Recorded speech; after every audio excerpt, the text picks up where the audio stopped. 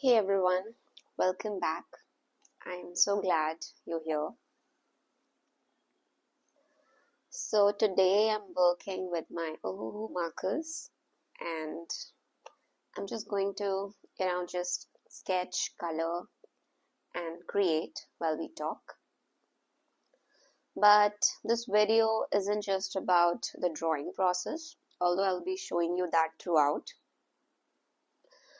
Instead, I want to have a real conversation with you, especially if you're like a beginner artist or if you're someone who has been drawing for a while but feels stuck, or maybe you're just starting to think about sharing your art with the world. So, yeah. Okay, so I really wish someone had told me these things when I was starting out. So, while I work on my sketchbook, let's talk about what it really means to be an artist today.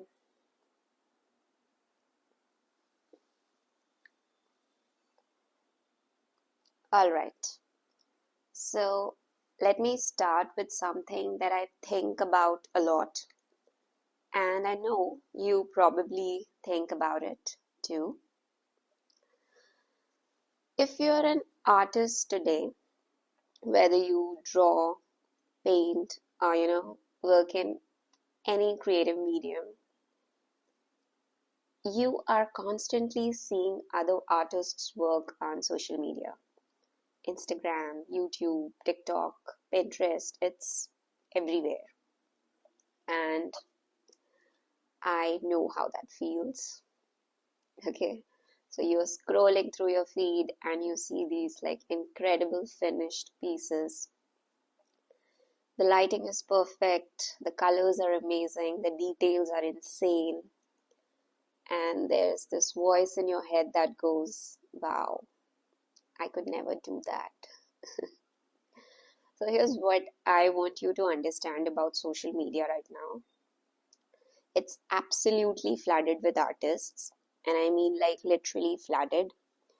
You've got beginners sharing their first drawings, hobbyists who have been doing it for years, students learning in art school, professional illustrators, master artists. Everyone is sharing their work. And that's actually both beautiful and overwhelming at the same time.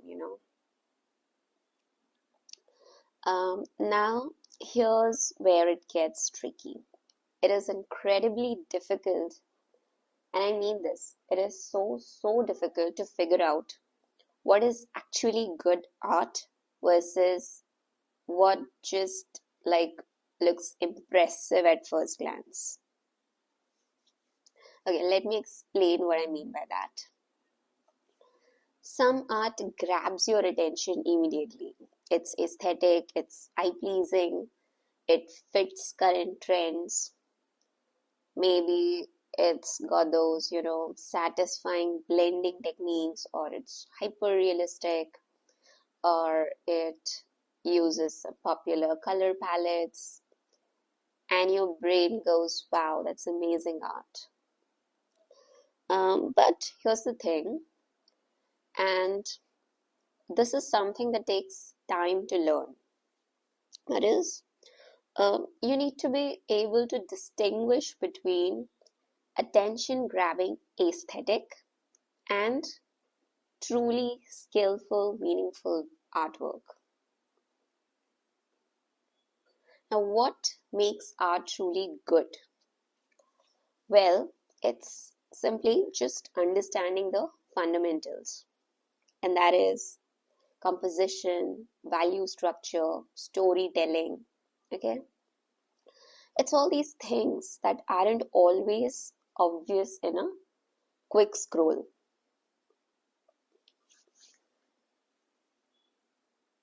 Sometimes the most skillful artwork might look very simple.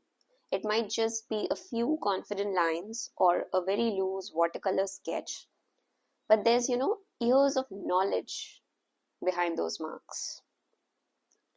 And sometimes you'll see artwork that took someone 30 hours to complete, with every little detail rendered perfectly, but the fundamentals there are just not right. Maybe the proportions are off, the values are off, or there's no focal point. Okay, so I'm not saying this to discourage you. I'm saying this because understanding this difference, this is what helps you grow as an artist. When you can look at artwork and understand why something works or doesn't work, that's when you start making real progress. And honestly, that takes practice. It takes, studying art, looking at masters, understanding art fundamentals, learning the principles. So it takes time.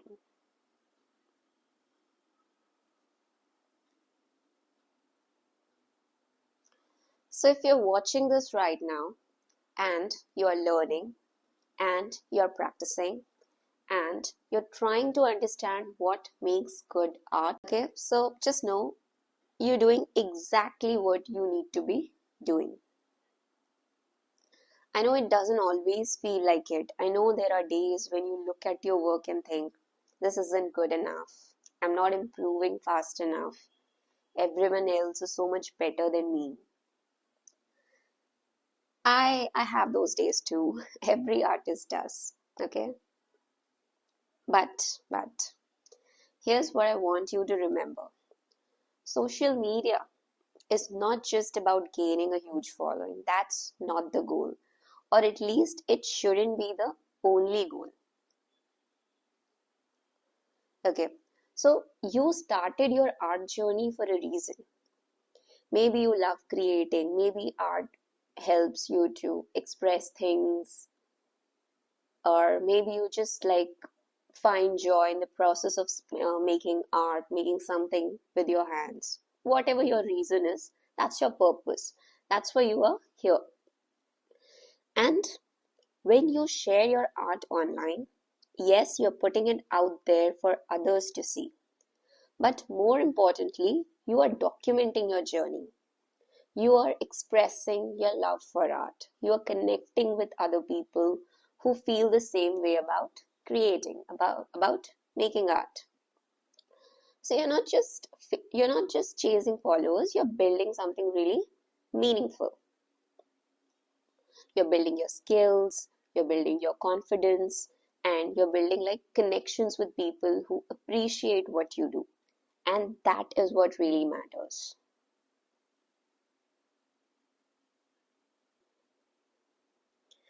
Alright, so now let's talk about inspiration. Because this is where things can go really right or, really wrong for beginner artists. Where should you look for inspiration? Where do you find ways to improve your art? And yes, get some eyes on your work. Yes, Instagram, YouTube, Pinterest, ArtStation. Wherever artists are gathering, that's where you need to be. And we are living in this incredible time where you can see thousands of artists' work every single day. And what you'll notice is that platforms like Instagram and YouTube are absolutely flooded with content now.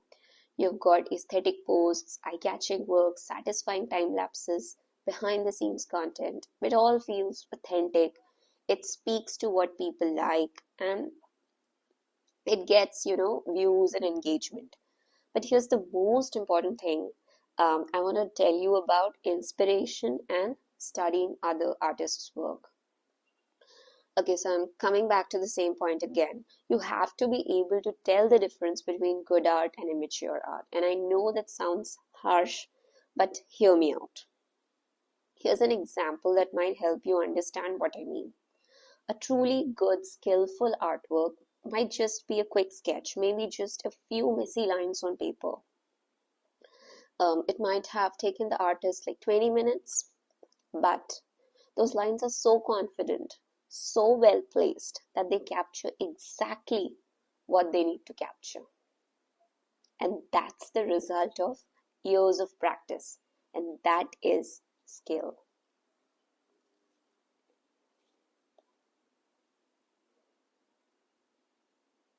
Now, on the other hand, you might see an artwork where someone spent 8, 10, maybe even 20 hours.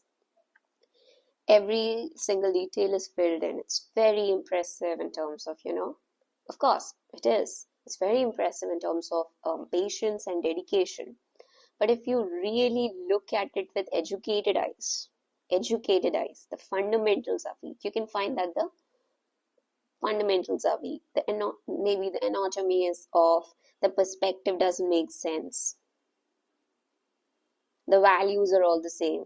It's detailed, yes, but it may be fundamentally weak. And this is where beginners get confused because we are taught that more time equals better art or more detail equals more skill. But that's not always true.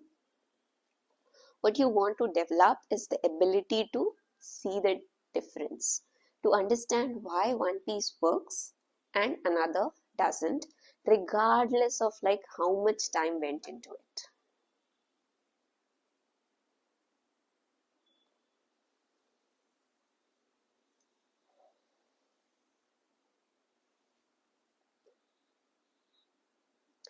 Okay, so now let's talk about your own art journey. Because I know some of you watching this are really motivated. Maybe you're thinking, I want to create those beautiful big canvas paintings, or I want to do incredible detailed portrait drawings, and that's amazing. Having big goals is wonderful. But here's my advice, and I really, really mean this. Before you take that big leap into your massive dream project, take little steps first. I know it's tempting to just jump into that huge canvas or start that 20-hour portrait right away. But those smaller practice pieces, they are not just practice. They are how you figure out if you're actually um, ready for that big project. Think of it this way. Uh, let's say you want to paint a huge oil painting of a landscape. That's going to take you weeks, maybe months. It's going to use like very expensive materials. But what if you did some smaller landscape studies first? Maybe just 30 minutes or an hour each. You'd learn so much about color mixing, about composition, about, what techniques work for you. And then when you finally start that big piece, then you're going into it with knowledge and confidence instead of just like hoping it turns out okay. So these smaller pieces help you decide whether you are really capable and ready for your big project or whether you need another few hours, days, weeks, or maybe months of practice. And here's what I can tell you with 100% confidence from my own experience. If you do the work, if you build those skills with smaller studies and practice pieces, when you finally create that big masterpiece artwork, it will give you the results that you are expecting. It will, because now you have put in the foundation.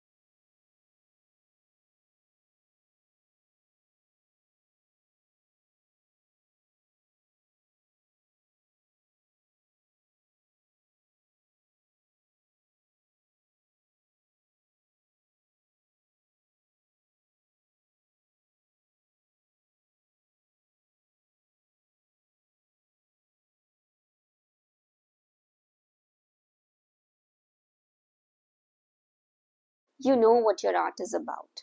You know who you want to reach. You know which artists inspire you and which resources help you learn. You are still learning from others, and you should always be learning. But you're not um, desperately seeking validation from every person who sees your work. Okay, next. Can you see consistent improvement in yourself?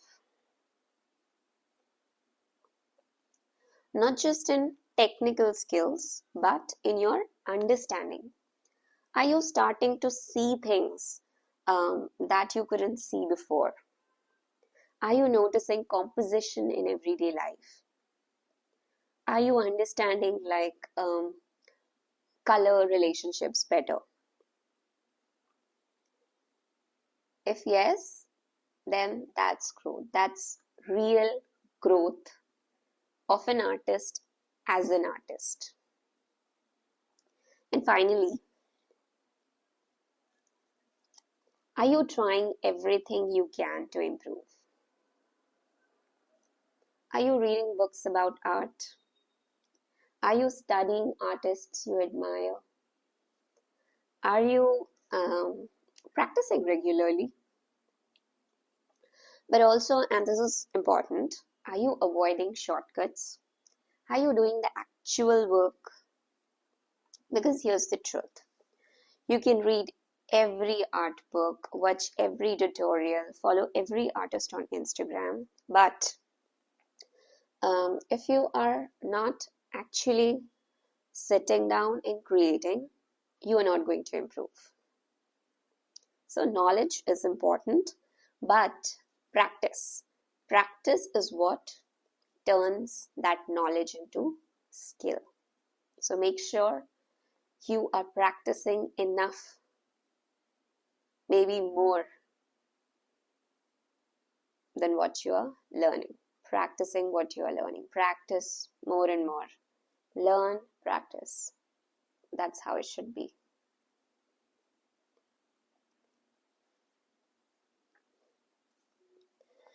So as I am finishing up these sketches, I am thinking about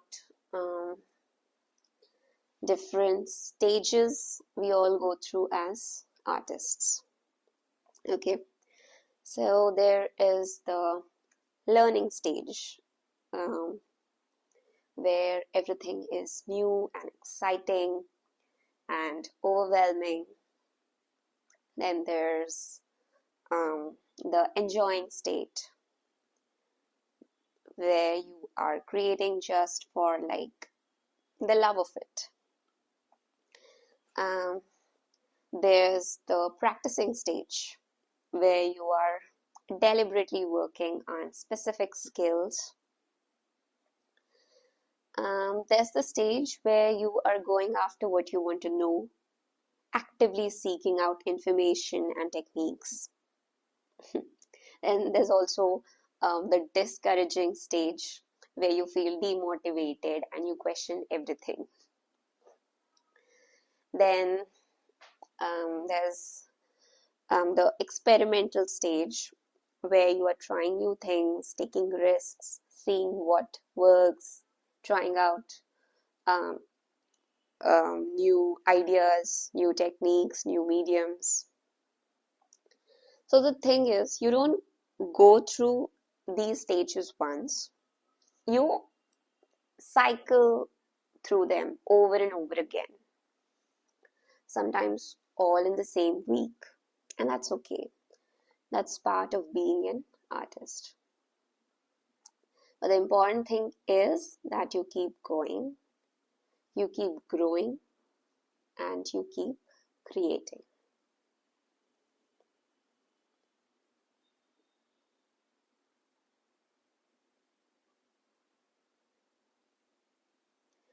So while I was working on this and talking to you, I kept thinking about how every single artist you admire, every master, every professional, Every person whose work makes you go like, wow.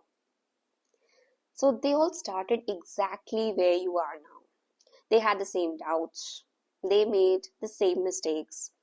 They struggled with like the same fundamentals.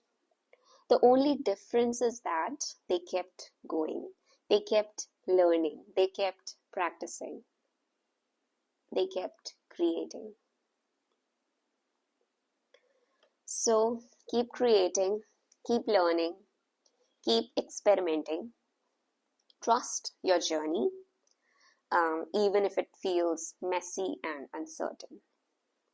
Your future self, the artist that you're going to become, is going to thank you for not giving up. So, thanks so much for spending this time with me today. If you found this helpful, let me know in the comments. And if you want to see more of my work and my process and my progress, don't forget to subscribe. I'll see you in the next one. Till then, we'll keep creating.